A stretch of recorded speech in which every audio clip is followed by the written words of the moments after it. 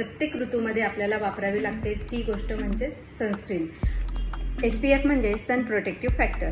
Sunscreen कशासाठी वापरावे तर सनस्क्रीन हे आपल्या त्वचेला UVA, UVB यांसारख्या घातक किरणांपासून वाचवते. तसेच आपल्या त्वचेचे आरोग्य सुधारते.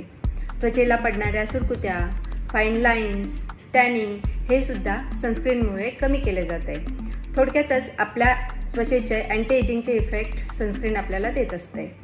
त्याचप्रमाणे आपल्याला स्किनचा होणारा कॅन्सर जसे की मेलानोमा ह्यापासून सुद्धा सनस्क्रीन प्रोटेक्ट करते.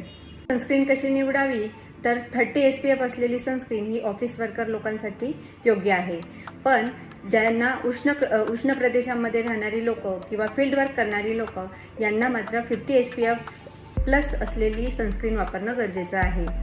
त्यात सनस्क्रीन ही 3 प्रकारची असते. फिजिकल सनस्क्रीन जी सेन्सिटिव्ह स्किनसाठी योग्य आहे, केमिकल सनस्क्रीन ही ऑइली स्किनसाठी योग्य आहे, तर हायब्रिड सनस्क्रीन ही मात्र सर्व स्किन प्रकारांमध्ये उपयोगाची ठरते. साधारणतः सकाळ 8, 12, 3 ह्या वेळामध्ये सनस्क्रीन लावणे गरजेचे आहे.